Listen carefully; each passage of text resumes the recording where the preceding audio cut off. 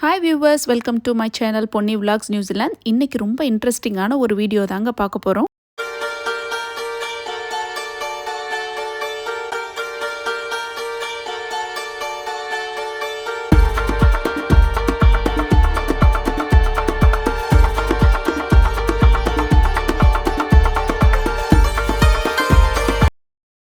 இந்த வீடியோவில் பார்த்தீங்கன்னா நாங்கள் பப்பியை எங்கே போய் வாங்கினோம், அவர் எப்படி நம்ம வீட்டுக்கு வந்தார் அப்படிங்கிறத தான் பார்க்க போகிறோம். நம்ம பப்பி வந்து ஒரு 2 மந்த்ஸாக இருக்கும்போது அவனை வாங்கினோம். அவனை வாங்குறதுக்கு நம்ம நியூசிலாந்தில், அதுவும் நாங்கள் ஆக்லாண்ட்லேருந்து கிட்டத்தட்ட ஒரு 3 ஹவர்ஸ் ட்ராவல் பண்ணி போய் தாங்க அவனை பிக்கப் பண்ணிட்டு வந்தோம். நாங்கள் ஏர்லி மார்னிங் ஒரு 6 o'clock வீட்டிலேருந்து கிளம்பிட்டோங்க. அப்போ தான் பயங்கர ஃபாகியாக இருந்தது. அதுக்கப்புறம் தான் சன்னே வெளில வந்தார். நாங்கள் போகிற வழியில் பார்த்தீங்கன்னா ஒரு ஆக்டிவிட்டி ஏரியா இருக்குது. ஸோ அங்கே போய் பசங்களை கொஞ்சம் நேரம் விளையாட விட்டுட்டு அதுக்கப்புறம் போகலாம் அப்படின்றது தான் பிளானு. நாங்கள் ரோட்ருவாவில் இருக்கிற ஸ்கைலைனுக்கு தாங்க வந்திருக்கோம். அங்கே என்னென்ன ஆக்டிவிட்டீஸ் இருக்குது அப்படின்றது போட்டிருக்காங்க. அங்கே பார்த்தீங்கன்னா gondola, luge ride, sky swing and zipline இது எல்லாமே இருக்குது. இந்த ஆக்டிவிட்டீஸ் எல்லாமே பார்த்தீங்கன்னா ஒரு மவுண்டெயினில் இருக்குது. ஸோ அங்கே போகிறதுக்கே நம்ம வந்து இந்த கண்டோலாவில் தாங்க போகணும். ஸோ இது எல்லாமே வந்து கோம்போவாக நம்ம டிக்கெட் எடுத்துக்கலாம். கண்டோலாவும் லூஜ் ரைடும் நம்ம எத்தனை லூஜ் ரைடு போகிறோம் அப்படிங்கிறத பொறுத்து நம்மளுக்கு கோம்போவில் வந்து கிடைக்கும். அது போக ஸ்கை ஸ்விங்கும் ஜிப்லைனும் போகணுன்னா நம்ம தனியாக வந்து டிக்கெட் எடுக்கணும். இப்போ மேலேருந்து நம்ம அந்த ரோட்ருவா சிட்டியவே பார்க்கலாங்க. ஹோல் சிட்டியுமே அவ்வளோ அழகாக சூப்பராக நம்மளுக்கு நல்லாவே வியூ கிடைக்கும். எவ்ரி இயர் பார்த்தீங்கன்னா எங்களோட மஸ்ட் ட்ரிப்பு வந்து ரோட்ருவாவாக இருக்கும். ஏன்னா பசங்களுக்கு இந்த ஆக்டிவிட்டீஸ் பண்ணுறதெல்லாம் ரொம்ப பிடிக்கும். அதனால பார்த்தீங்கன்னா ஸ்கூல் ஹாலிடேஸ் அப்போ எவ்ரி இயர் வந்து கண்டிப்பாக நாங்கள் ரோட்ருவா போயிடுவோம். இந்த வருஷம் பார்த்திங்கன்னா அவங்களுக்கு இன்னொரு எக்ஸைட்மெண்ட் என்னென்னா, நாங்கள் பப்பியை பிக்கப் பண்ண போகிறோம். இந்த ஸ்கை ஸ்விங் இருக்கு இல்லையா, இதை வந்து நாங்கள் ஒரு டைம் வந்து பண்ணாங்க. ரொம்ப ஸ்கேரியாக இருந்தது. எனக்கு ஹைட்டுனாலே ரொம்ப பயம். இதை வந்து கம்பல்சரியாக ஹஸ்பண்ட் வந்து பண்ணியே ஆகணும்னு சொல்லிட்டு ஒரு ஃபஸ்ட் டைம் போயிருக்கும்போது என்னை இதில் வந்து கூட்டிகிட்டு போயிட்டாரு. கத்தி அதறி கழுது கூப்பாடு போட்டுட்டேங்க. இந்த வருஷம் வந்து நாங்கள் போகலை. ஸோ மித்தவங்க போனதை வந்து நான் வீடியோ எடுத்து காட்டுறேன் பாருங்கள். இதிலேருந்து அப்படி வெளியில் போகும்போது நம்ம அந்த ஹில்ஸை விட்டேவே நம்மளை தூக்கி எறிகிற மாதிரி இருக்கும். என்னோட பசங்களுக்குமே பார்த்தீங்கன்னா இந்த ஸ்கை ஸ்விங்கு, ஜிப்லைனு இதெல்லாம் பிடிக்காதுங்க. அவனுங்களுக்கு மெயினான என்ஜாய்மெண்ட்டு பார்த்தீங்கன்னா இந்த லூஜ் ரைடு தான்.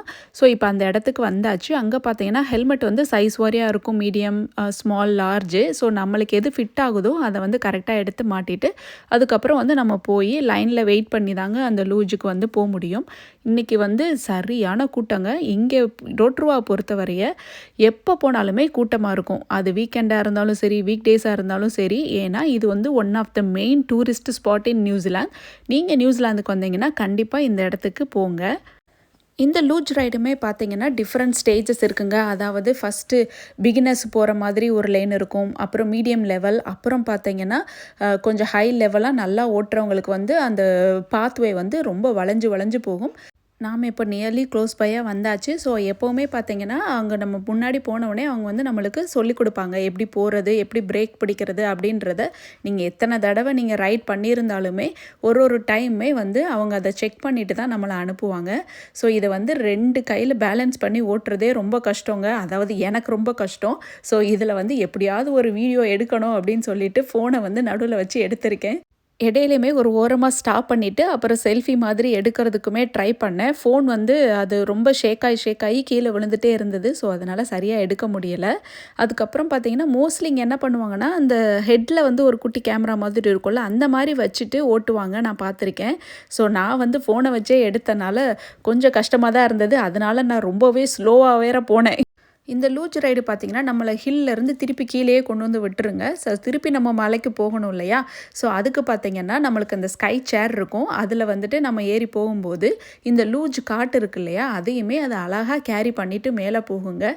அதுதான் வந்து செம்ம என்ஜாய்மெண்ட்டு. அந்த இதில் போகிறது அவ்வளோ ஸ்லோவாக, அவ்வளோ அழகாக, ரொம்பவே சூப்பராக இருக்குங்க அந்த ரைடு. அது பார்த்தீங்கன்னா ஒரு செகண்ட் கூட வெயிட் பண்ணாதுங்க. நம்ம ரெடியாக இருக்கணும். அதில் அப்படியே உட்காந்துட்டே இருக்கும்போதே அப்படியே அது கிளம்பிருங்க.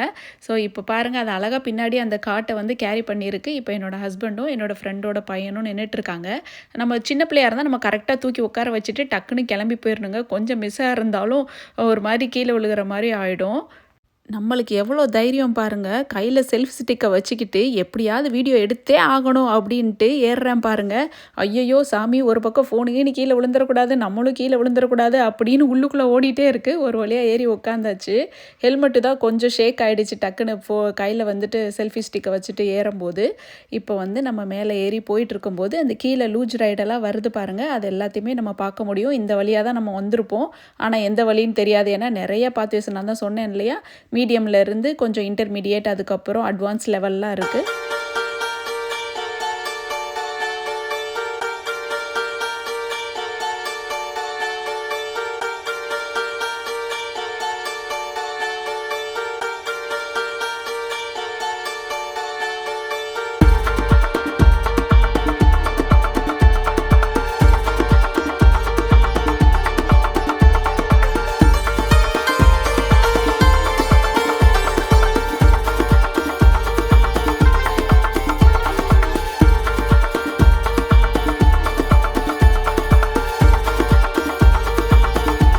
ஆக்டிவிட்டீஸுமே பார்த்தீங்கன்னா அங்கங்கே கேமரா வச்சுருப்பாங்க. ஸோ லூஜ் ரைட்லேயுமே இருந்தது. இப்போ இங்கே கூட போட்டிருக்காங்க பாருங்கள், ஸ்மைல் ஃபார் த கேமரா அப்படின்னு சொல்லிட்டு. ஸோ நம்மளுக்கு கேமரா இருக்கும்போது கரெக்டாக அது இப்போ பார்த்தோன்னா நம்ம பிக்சர் வந்து கேப்சர் ஆகிடும். அதுக்கப்புறம் நம்மளோட ஹெல்மெட்டை ஸ்கேன் பண்ணோன்னா நம்மளோட பிக்சர் எல்லாமே காட்டும். அதில் வந்து நல்லா இருந்தது அப்படின்னா நம்ம வந்து அங்கே பே பண்ணி வாங்கிக்கிறலாம். மேலே பார்த்தீங்கன்னா ஒரு கஃபே இருக்குது. ஸோ அங்கே கொஞ்சம் ஐஸ்கிரீம் எல்லாம் சாப்பிட்டுட்டு அதுக்கப்புறம் கண்டோலாவில் ஏறியாச்சு கீழே வர்றதுக்காக. நாங்கள் வந்து ஒரு 3 போல் ஆக்டிவிட்டீஸ் எல்லாம் முடிச்சுட்டு கிளம்புனோங்க. அதுக்கப்புறம் நாங்கள் லஞ்ச் எல்லாமே பேக் பண்ணி எடுத்துகிட்டு போயிருந்தோம். ஸோ அந்த வேலை போயிட்டு லஞ்ச் எல்லாம் சாப்பிட்டுட்டு அதுக்கப்புறம் வந்து தாப்புக்கு போகிறது தான் பிளானு. ஸோ தாப்பூவில் தான் நம்மளோட ஃப்ளாக்ஸ் இருக்கார். தாப்பூலேயுமே நிறைய சீனிக் பிளேசஸ் இருக்குங்க. நம்ம ஒரு முக்கியமான பிளேஸை மட்டும்தான் விசிட் பண்ணிவிட்டு அதுக்கப்புறம் ஃப்ளாக்ஸை பிக்கப் பண்ணலான் இருக்கோம். ஸோ அது பார்த்திங்கன்னா ஹூக்கா ஃபால்ஸ். இந்த ஃபால்ஸுமே பார்த்திங்கன்னா பயங்கர ஃபேமஸுங்க. இதுவும் வந்து முக்கியமான டூரிஸ்ட் ஸ்பாட்டுங்க.